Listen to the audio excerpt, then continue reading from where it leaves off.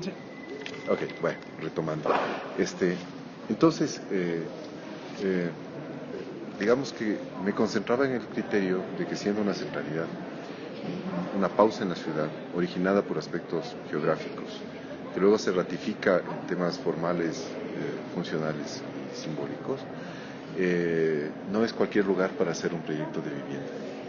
Es decir, digamos que todos estos grandes actos, el relleno de la quebrada, el trazado de una gran avenida, la implantación de un templo con una nueva versión tipológica de plaza, la implementación del principal hospital privado de la ciudad, de estos, de este de consolidado comercial capitaneado por el jardín. O sea, fueron proyectos que reflejaron la, la, la carga y la fuerza de una época. Eh, y por supuesto no dejo atrás a La Granja, que me parece un gran proyecto de vivienda también. Entonces, creo que el compromiso que deba el hacer un proyecto sobre este nodo en la ciudad no es cualquier cosa. Entonces, cabe preguntarse cuál es, desde el punto de vista de la vivienda, el factor de innovación, como fue factor de innovación todos estos edificios que había planteado, cuáles son los factores de innovación que ahora mismo tiene digamos, este punto de la historia de la ciudad para poder implementar, ¿no? Entonces, de cara a la vivienda y suponiendo que camina a ser un proyecto altamente simbólico, deberá ser, por supuesto, mixta. Reflejar las ventajas que tiene el estar tan servido y ser tan identificado simbólicamente en la ciudad.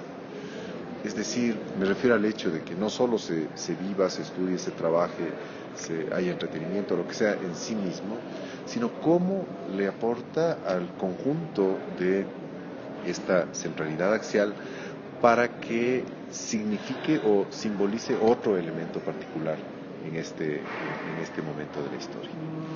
Y esa connotación yo creo que tiene que ver con el uso, por supuesto, ya hemos dicho mixto, etcétera, etcétera. Por supuesto tiene que ver con la forma, porque está llamada a compactar este perfil, vamos a decir, en cierta forma homogéneo que tiene la 10 de agosto, y tiene que significar un símbolo. De hecho, se trata de una esquina que tuvo un histórico valor comercial, digamos, ¿no? Pero que ahora mismo, por esta serie de circunstancias, pueda ser un proyecto símbolo, no precisamente el que la tipología, templo, hospital o lo que sea, sino que la vivienda simbolice esa vida urbana contemporánea. Eh, la, la tendencia de los proponentes en el concurso sobre el corredor de la 10 de agosto ha de tener que ver, sin ninguna duda, con una propuesta de, pienso,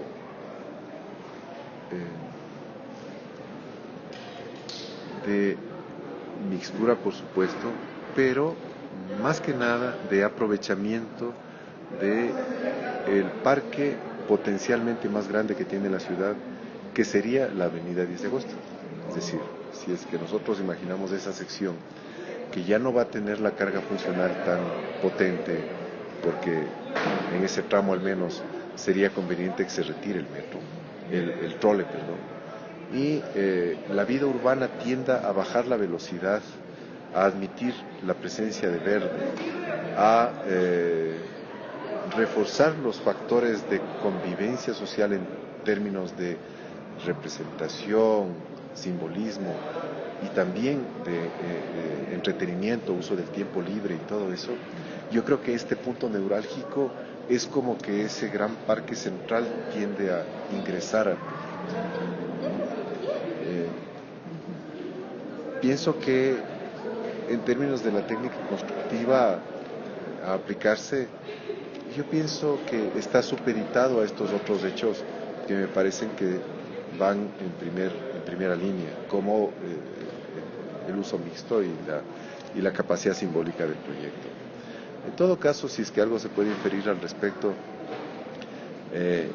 sí se debería pensar en una arquitectura y contributiva de un espacio público, y ambos, arquitectura y espacio público, demostrar claramente principios de sostenibilidad.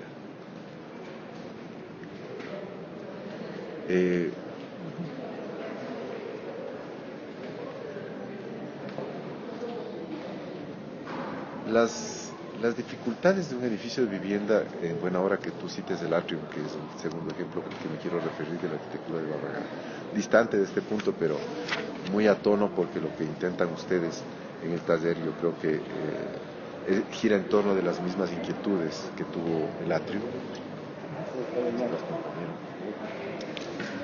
¿Cómo está? Fueron por... fíjate que el atrium es por ser innovador, no tuvo el sonoro éxito inmobiliario que tuvieron los otros edificios. ¿El atrium qué era? Un edificio mixto, un edificio que no cumplía específicamente la norma, sino, aparte de cumplir con la norma, hacía una extensión de la pendiente de la quebrada. No tenía la propuesta de un espacio comercial sobre el frente del edificio, sino una galería comercial que incluían por lo menos 20 locales. Sin embargo, para cuando fue lanzado el proyecto, ese uso exclusivo de la vivienda, o esa manera, vamos a decir, cerrada de concebir los espacios de vivienda, les restó opciones y rapidez en la gestión inmobiliaria al edificio. Es decir, es presa de su propia innovación.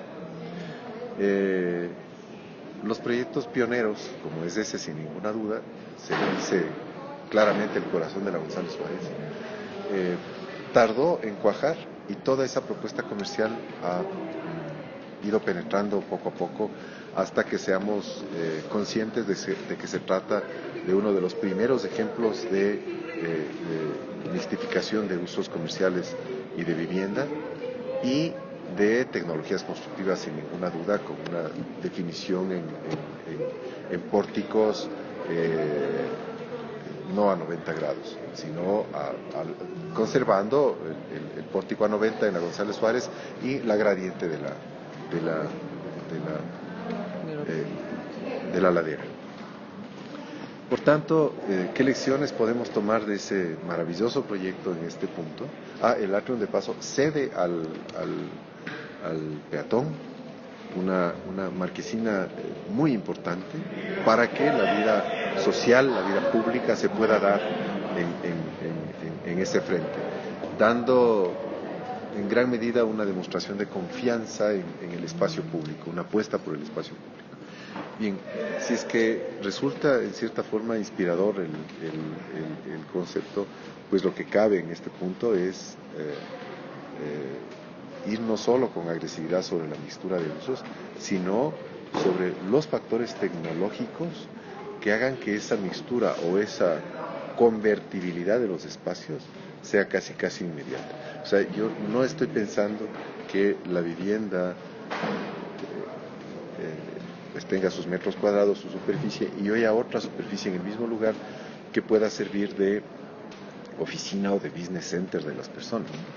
Yo en extremo, si es que me preguntas en condición de tallerista de un innovador, como fue Barragán, yo te diría que la vivienda en sí misma sea un local comercial o una oficina, ¿no? Y que toda esa confianza que debemos tener para que la gente circule sobre los espacios públicos e incluso sobre los espacios comunitarios o comunales, nos debe a pensar de que con pequeñas convertibilidad o acciones de convertibilidad, la vivienda puede tener múltiples usos. Por tanto, así como se celebraba antes que los usos sean eternos, yo creo que ahora se celebra que sean flexibles y que sean convertibles y que sean adaptables.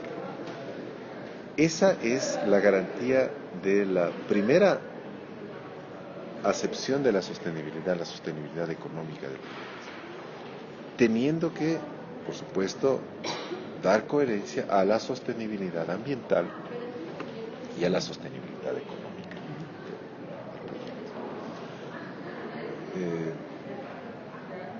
Y que todo eso, a través no solamente de la comunicación de la forma, sino de la comunicación de lo que se mira, en el proyecto, de lo que se mira funcionar el proyecto, gente circulando, todo eso sea el símbolo. O sea, si me preguntas cómo sería un gran espacio público levantado, y en medio del espacio público, tal como eran las calles de la ciudad, pues las viviendas adosadas para que puedan plantearse convivencias. Es decir, intentaría no bajar las viviendas, sino subir la casa. ¿Qué factor innovador de las cosas últimas que se pueda destacar para superar otro grave asunto, que es el déficit de vivienda? Los proyectos más exitosos, creo que lo habíamos comentado en clases, ya contigo, Santiago, era el DS-19 de Chile, en donde grupos sociales de distinta pertenencia, de distinta estratificación, convivían en el mismo lugar. Es decir, qué segmentos pueden dedicarse a la vivienda social. ¿Qué necesita una vivienda social? Necesita ser accesible para un público que tiene unas limitaciones económicas para poder comprar. Pero ¿qué es lo importante de que estén en el mismo proyecto? Que piezas de gran tamaño, de mediano, de pequeño tamaño, puedan ser accesibles a distintos grupos sociales, garantizando que la trama de los distintos grupos sociales en un mismo lugar sean la pedagogía para la superación de las principales patologías que tenemos como sociedad, que es la segregación y el racismo y el clasismo. ¿Cómo hacer que no una parte del proyecto, como decir, ahí entran 4 torres, la torre A sea la de los menos favorecidos? ¿Cómo hacer que todo el proyecto pueda tener la capacidad de trenzar población? Obviamente esa no es una lección del Atrium, obviamente que no está dirigida a un segmento social pudiente, ¿cierto? Y no nos da esta lección. Pero estos otros proyectos que, siendo promociones inmobiliarias gigantescas, fueron apoyadas por los subsidios estatales con la condición de que inserten grupos sociales vulnerables o socialmente menos pudientes para que se integren al proyecto. Sí, eso me pareció súper importante porque igual había ido a Álvarez Bravo y también les había preguntado así cómo manejan el espacio público, lo comercial y las oficinas, y me dijeron que, o sea, ellos habían, o sea, propusieron en el edificio Sense que haya 2 ascensores, uno para la vivienda y otro para las oficinas. Entonces ahí era como que separaba todo eso, todo lo privado que tenías en la vivienda con lo comercial, que era lo más público. Entonces con su argumento para hacer esto decía que las personas como que se incomodan al estar, digamos, en pijama o algo así, al estar con otras personas que están en un interno con comercio, entonces están trabajando. Entonces eso también me pareció muy importante. Pero verás, la lucha va en algunas direcciones, ¿no? Y qué bueno el ejemplo de la pijama. ¿Por qué nos agrede dejar en pijama? O sea, de entrada no debería ser tan dramático, ¿entiendes? O sea, yo creo que el abatimiento de los prejuicios respecto de la segregación, que les llaman exclusividad, y de los usos únicos, tienen que abatirse con buenos ejercicios de diseño de arquitectura. O sea, hay que confiar en lo que hacemos para que la superación del prejuicio sea posible. ¿Qué parte del diseño del Parque del Arbolito debemos cambiar para que no se produzcan manifestaciones? Es imposible, Santiago, Un espacio público enrejado es un espacio público no público. Por tanto, tienes la otra vía. ¿Cómo hacer que todos los prejuicios que nos hacen ser una sociedad segregadora se abatan, se limen, para que no nos parezca una barbaridad?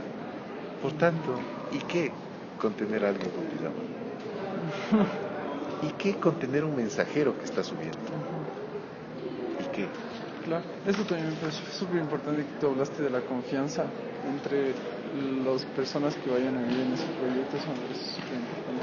Verás, va a tardar esto unos años quizás, pero a quienes lo vimos de primera mano, y ustedes como generación que tuvieron el privilegio de vivir, aun cuando, y respeto el dolor de todas las faltas por muerte, por herida, y peor todavía las comunidades que sintieron eso. Bueno, pero tuvimos el privilegio de, horas después de un conflicto muy agudo, ver a las personas sentadas frente a frente, diciendo sin ambajes y sin recortes cuál era el punto de vista que querían sostener. Los unos con una medida, los otros con una protesta. Y a mí me parece que si es que no asimilamos la madurez expresada en ese y en otros actos simbólicos, es que estamos condenados a la segregación, estamos condenados al prejuicio, estamos condenados al racismo y estamos condenados a la xenofobia. Entonces, no creo que ninguna ciencia en particular, ni ninguna disciplina en particular, como puede ser la arquitectura o la química, puedan solucionar en sí mismo problemas tan complejos. No, pero creo que deben tener en sus postulados la pretensión de solucionarlos. ¿Cómo hacer que cuando estás con un bloque y en sus vaciamientos, en los puentes, puedas ver que la gente está vendiendo mandarinas y está acabada de levantar el pizarro y que no pase nada? Porque lo que interesa es mostrar que esa sociedad se está tejiendo.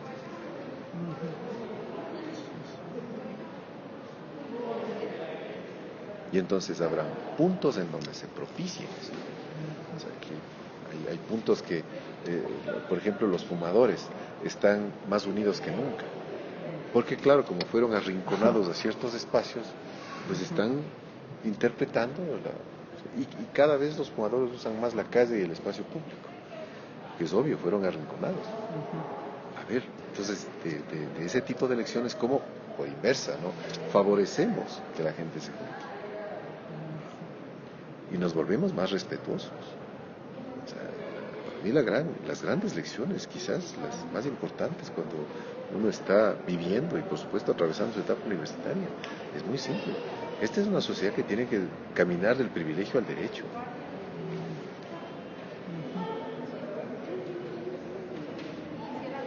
O sea, yo tuve algo, educación, acceso a recursos y tal, por privilegio, por una X pertenencia social. Eso tiene que transformarse en derecho. Y el abuso tiene que transformarse en respeto. O sea, ¿cómo es que vemos la cantidad de bromas innecesarias?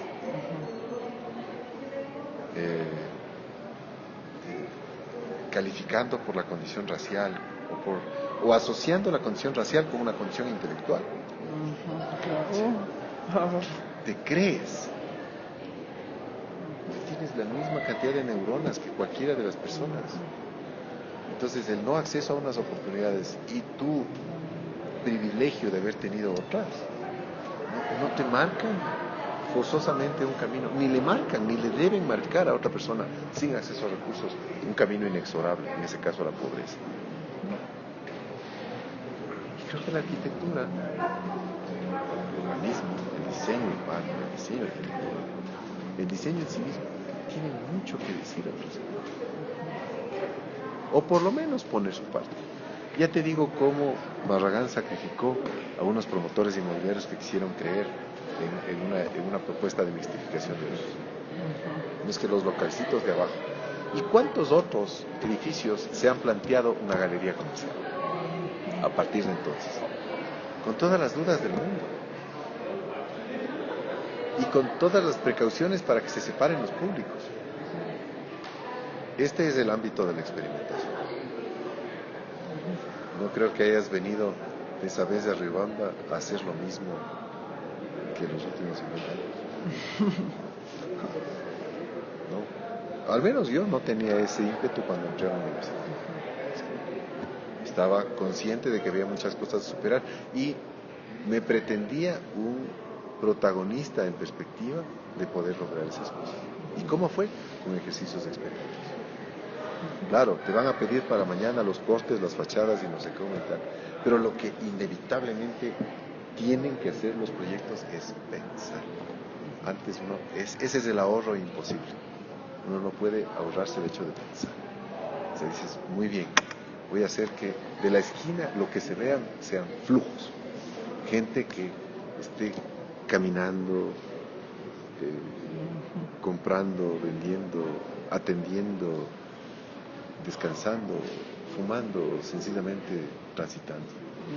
Ese es el foco del proyecto. Entonces dices, definitivamente estoy frente a otra postura, porque voy a tener que acristalar todo el edificio o voy a tener que radicalizarme que ese gran espacio de fluencia sea el espacio simbólico.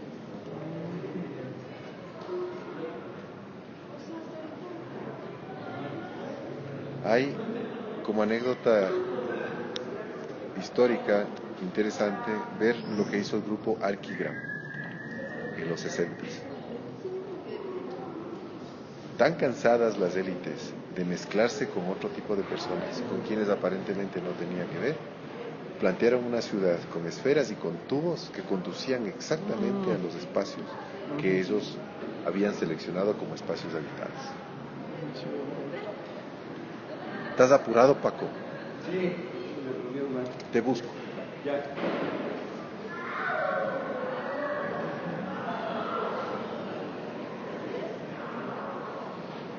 ¿Tienes a tus ojos? Ojalá que te haya servido. Sí, muchísimas gracias, Hernán. La verdad es que sí, bastantísimo.